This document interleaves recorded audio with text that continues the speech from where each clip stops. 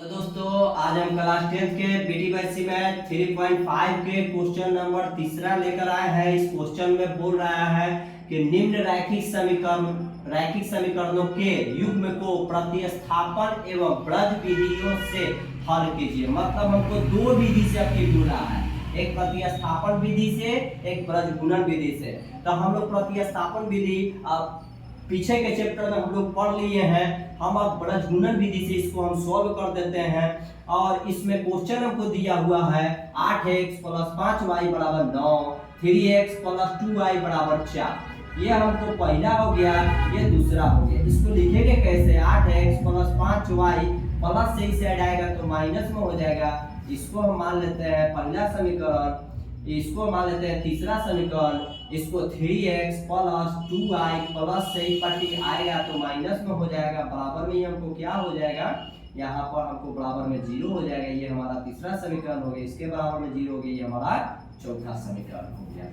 पहले हम इसको बैठाते हैं। a1 के मान हमको 8 दिया हुआ है, b1 के मान 5 दिया हुआ है, c1 के मान -9 दिया हुआ है। a2 बराबर लिखेंगे 3, b2 बराबर लिखेंगे 2 और c2 बराबर लिखेंगे -4। अब हम करते क्या है कि ब्रज गुणन विधि से बोला है तो इसको ब्रज गुणन विधि के फॉर्मूला लिखते हैं। ब्रज गुणन सूत्र से हम सूत्र बैठाते हैं। सूत्र हमको दिया हुआ है x बटा b1c2 - b2c1 बराबर y बटा c1a2 - c2a1 बराबर 1 बटा a1b2 - a2b1। ये हमारा फॉर्मूला है। x बटा b1 के मान हमको दिया हुआ है 5, c2 के मान -4 दिया हुआ है, माइनस b2 के मान दिया हुआ है 2 और c1 के मान -9। ये हमारा x के मान हो गया। y के मान हम बैठाएंगे c1 के मान -9, a2 के मान 3, माइनस c2 के मान हो गया -4, a1 के मान हो गया 8 बराबर 1 बटा a1 के मान हो गया 8, b2 के मान हो गया हमको 2, माइनस a2 के मान हो गया 3 और b1 के मान हो गया 5। आगे बढ़ते हैं तो x बटा 5 के 20 हो जाएगा, माइनस में ये माइनस प्लस हो जाएगा, 9 दूनी 18।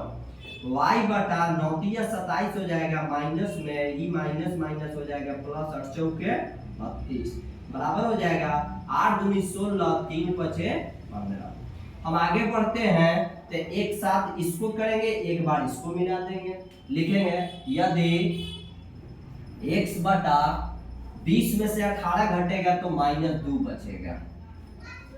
यहाँ पर भी नहीं लगाते हैं, इसको आगे की एक स्टेप बढ़ा देते हैं, उसके बाद इसको गुना करेंगे तो y बराबर हो जाएगा y बटा 27 में से 32 घटेगा तो 5 बचेगा बराबर 1 है तो 1, 16 में से 16 - 15 यानी कि 1 बटा 1 बचेगा।